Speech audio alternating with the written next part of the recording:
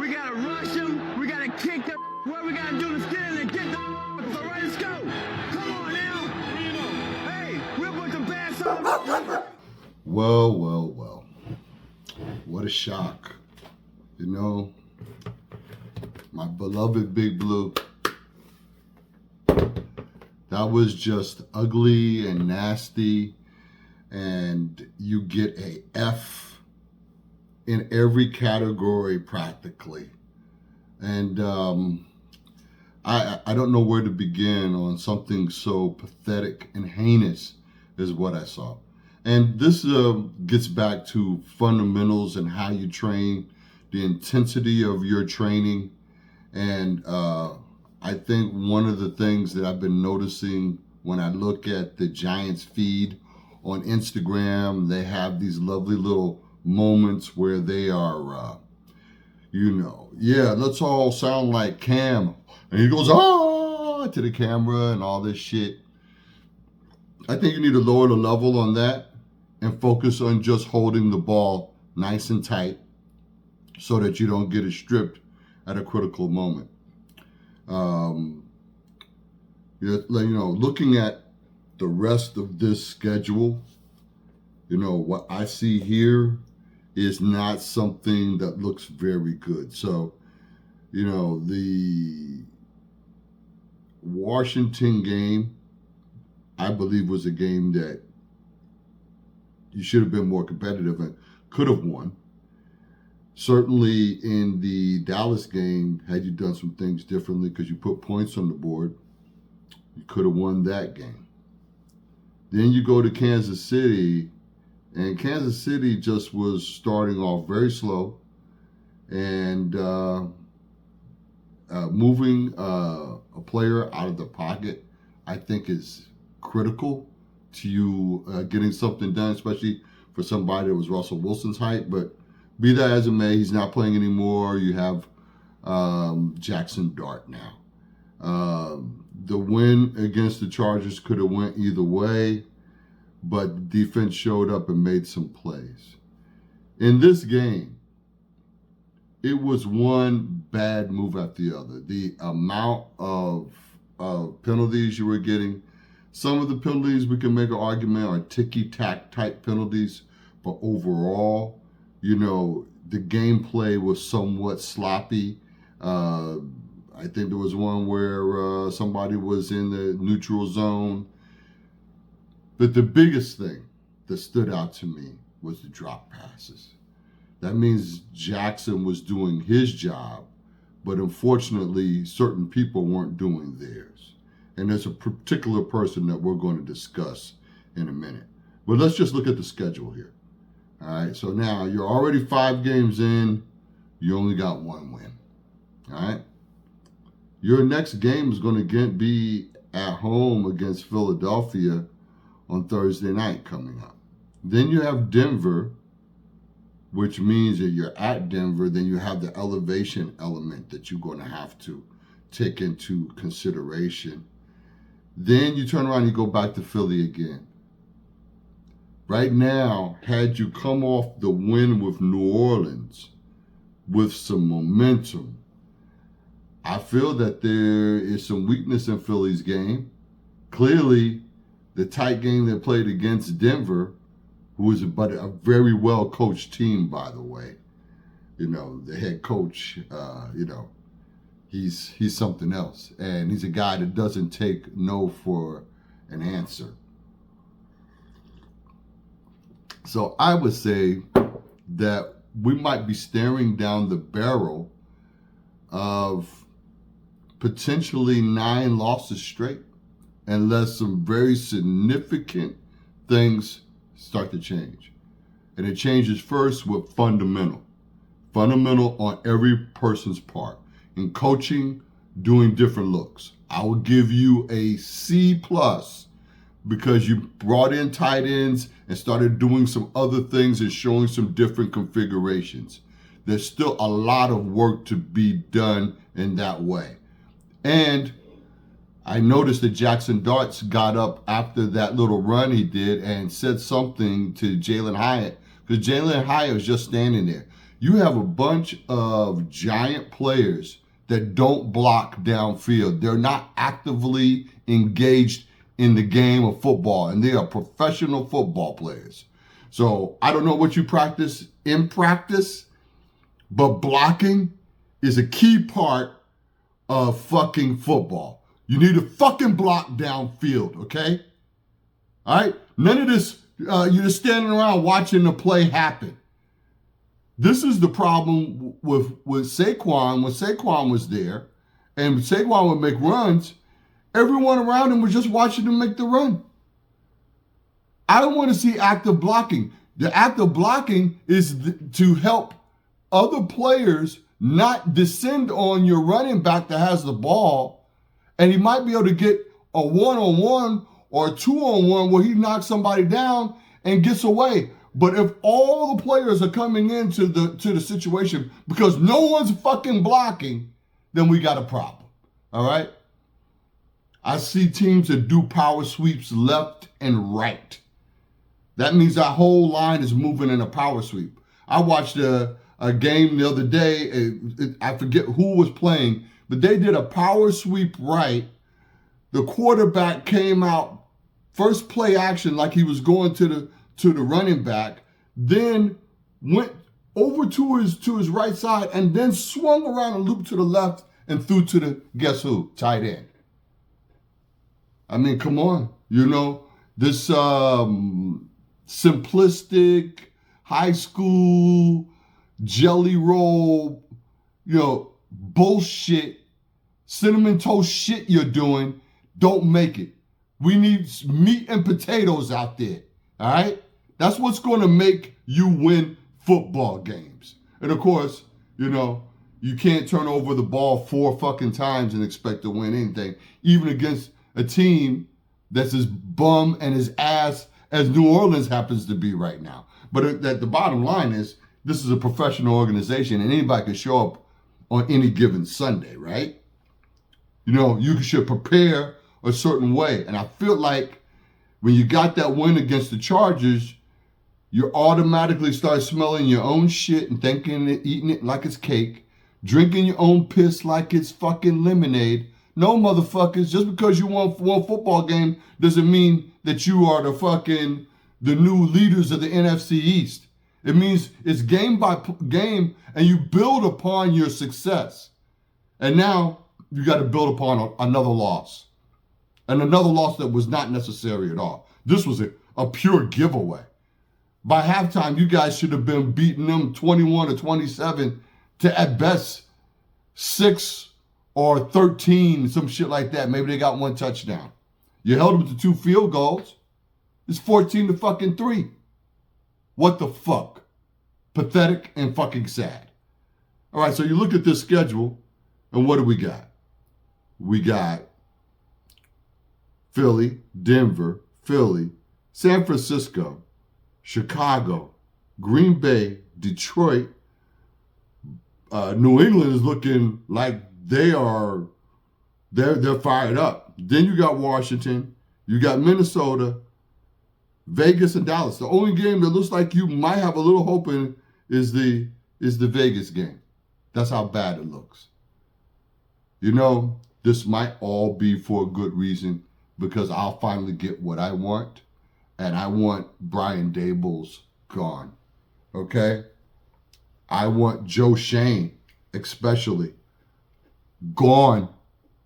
Get the fuck out of here. I want the whole thing from the bottom to the fucking very top cleaned out.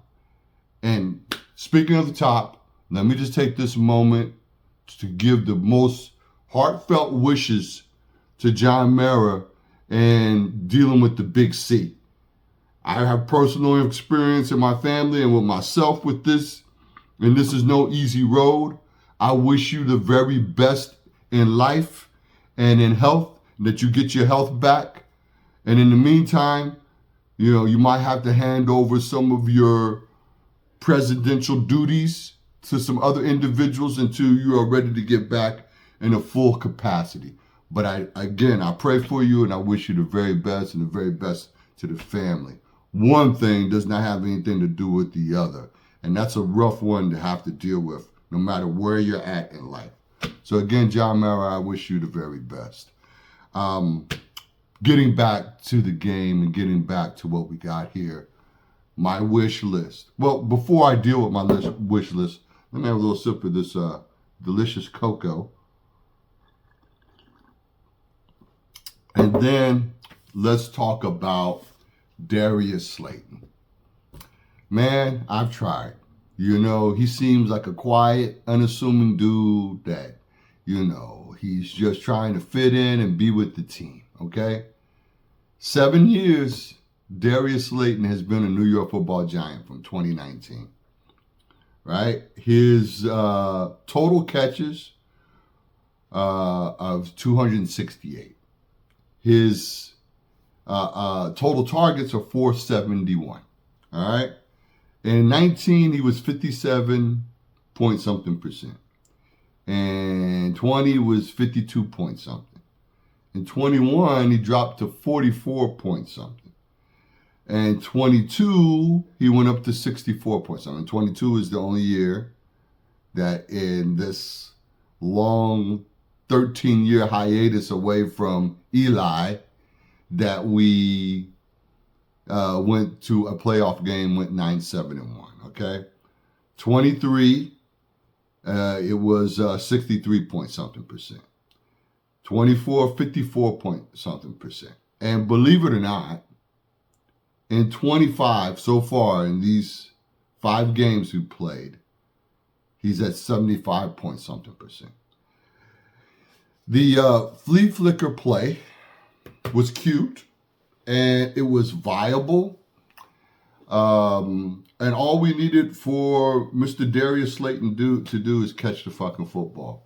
And again, I think that when George Pickens became available, that was something the Giants should have jumped on right away, even if it meant getting rid of Slayton and maybe a couple other non-performers.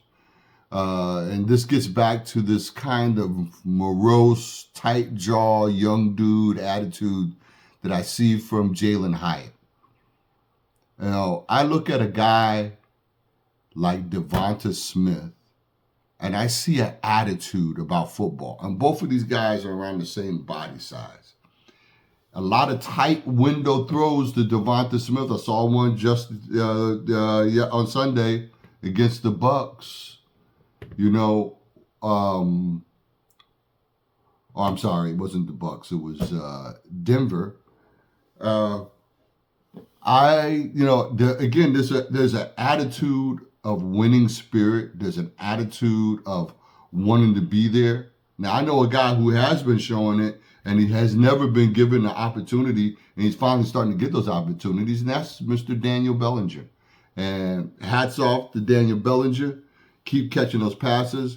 I don't think Theo Johnson is better than you. You might be just as good on certain dynamics, but I think overall you have the tight end crossing across the middle attitude that I'm liking, with good hands. You know what I'm saying? And will put a shoulder into somebody and knock somebody the fuck down. So, you know, we need to keep doing that. I think our pathway to getting something done is through the tight ends with short passes. To me, if you got a 3rd and 5 and you're having some struggles of keeping your offense on the field, everything should be at the sticks, before the sticks, a little bit after the sticks. Now, I know you got to wind up some deep passes, but what gets those deep passes happening is when you have successful short and medium range passes. By doing that, ultimately your D-backs can't just think that, you know, you're going to be running down, flying down the field. And now that you don't have neighbors, you know, to run him into the ground, you got to think of a more progressive and complete program where you try to bring in as many different people to catch the ball as possible. That means I want every fucking wide receiver, every fucking tight end. I don't care if you're on the practice squad. You're in front of the fucking jugs machine and you're fucking catching passes left and right so that when the moment comes, you can catch a pass. And right now, and I hate calling for the person's job unless they deserve it, And Brian Daboll, he deserved it at the beginning of the year. I would have liked to see him let go last year. And Joe Shane deserves it in perpetuity just for the Saquon deal alone. I met a guy, and shout out to Dennis the Menace and his lovely lady. I met him in the neighborhood, and I said to this guy, how crazy is it that our quote-unquote GM would let the greatest running back ever in modern time go into your own division and not get anything for it? They will have a statue in Canton for this dumbass, clown-ass fuck named Joe Shane that did that to the New York Football Giants. And what do we got to show for it? What do we got to show for it? Right now, with Jackson Dart now starting, and we still have Saquon because you gave him the money and he wanted to stay a New York Giant, Philadelphia doesn't get that Super Bowl win. And we're now in a position to have this veteran running back that's now working with Scatterbo. Now that's a dynamic duo that kind of harkens back to Jacobs. I mean, damn. It's like one bad move after another. 2 steps forward, 5 steps back, not even 3. So I think that this team needs to have a gut check moment and really decide who they want to be. They have the talent to beat every one of these fucking teams I just named. You got to show up and you got to show out for 60 minutes of fucking football. That means special teams. That means the defense, which is our strongest suit. And that means an offensive game plan that has a level of cleverness to it, a level of simplicity to it, a level of getting the quarterback in motion, letting the tight end run with the quarterback. And speaking of which, guess who won another football game? Indiana Jones. With every Giant loss and every Daniel Jones Indianapolis Colts win, we see that Daniel, and I said this before, and I'll say it again. Obviously, you're the sum total of everything that you went through. And maybe he hasn't gotten exposed for some of his weaknesses, or he's actually fixed those weaknesses. His major weakness with the Giants was he was fumbling, dropping balls, doing something similar to what Jackson Dart did when the ball just fell out of his hand. Jackson, I don't have my football near me, but if I did, I would tell you, let's get that football nice and tight up in there, Jackson. If you run out of the pocket, you run to the right, the ball should be on the right-hand side so that you can stiff arm somebody or put your other hand over the ball. If it's on the left side, then right hand goes over the ball, Jackson. That was ridiculous. You're running and the ball just drops out of your hand like a fucking loaf of fucking Wonder Bread. What the fuck, bro? Pathetic. Everything was dog shit. An F across the board. All right?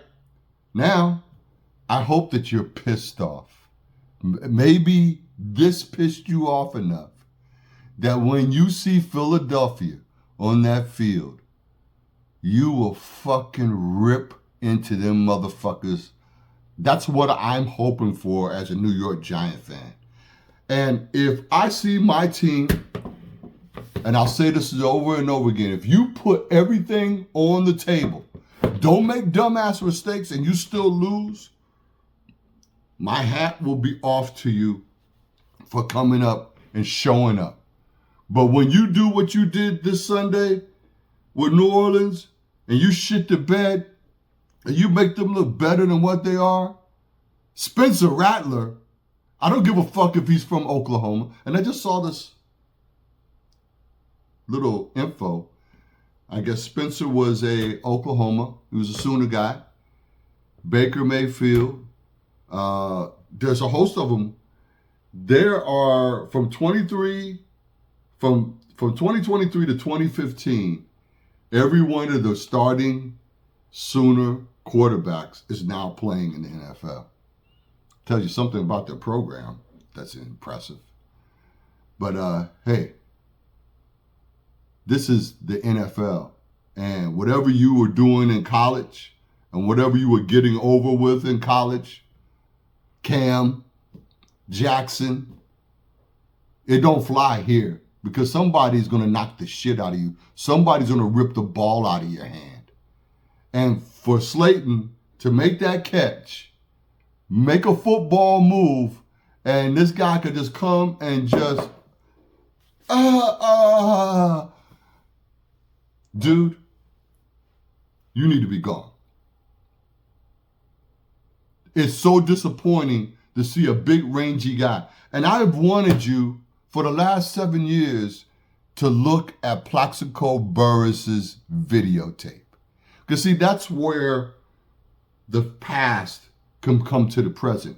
When you, as a tall, rangy wide receiver, look at Plaxico's game tape and look at all his successful catches, what the configuration of what that was, and then get with Coach Kafka and say, hey, they ran this play with Plaxico Burress on this day against this team. And I could see a situation where we could run this play and I could get this play done. But guess what? Plax was catching the ball, jumping in the air, taking hits, and bringing the ball into his body while taking hits. And you can go back and watch him in Pittsburgh as well. You know, there's a certain level of certain players that set benchmarks. And you can go back and look at those games, see the similarity in what you're doing, and take something positive out of that game tape that you can now utilize. That's utilizing the history of the football giants.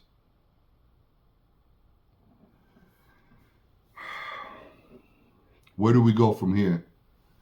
When you hit rock bottom practically, and the only team that didn't have it was only 2 teams that didn't have a loss, and now there's only one. And guess who the other one is? It's across the hallway. The Jets are now 0-5. And I feel bad for Coach Glenn because he was a dynamic D-back player for the Jets. I expected more, and I thought with Justin Fields we could get something done. But so far, it just has not materialized. I'm hoping that it will. You know, I've always have a little bit of a underdog part of me that roots for the Jets to do something and get a Super Bowl for the wonderful Jet fans that are in the area that have been waiting for one since 1969 and Joe Namath. Anyway, that's really all I got. You know, it's Monday Night Football tonight. Everybody licks your wounds. You look at game tape. But I am hoping and praying that by Thursday morning, going into Thursday afternoon, when you guys get to MetLife and you got to face the Eagles on your home turf, you fucking give them fucking hell. Because what else do you have to do? All right? You're there to give them fucking hell. And if you scratch and fight and beat this fucking team on Thursday night, which I know you're capable of doing if you don't make dumbass mistakes, and if you have a fucking game plan, and if your aggression is there and it stays on there, foot on the pedal for the full 60 fucking minutes, if you would come out of this game with a win, that means you can beat anybody else on that fucking schedule. Because this is the fucking world champions. And if you can give the world champions a hard time and win, everybody else is a beatable fucking prospect. But it comes down to fucking fundamental fucking football play. Dropping balls on the ground, getting balls knocked out, not making fucking critical catches. None of that makes sense. Doesn't make sense for an offensive coordinator to dial in a play where you need 2 touchdowns and maybe you got enough time on the clock where you can piecemeal that ball down the field and trying to go for the whole thing at one time and get an interception. Okay? Let's wake up and do high percentage passes. Let's wake up and work with a fast, hurry-up offense. Let's pull our shit out of the fucking dirt and act like giants and not gnats. That's all I got. Let's go, New York Football Giants.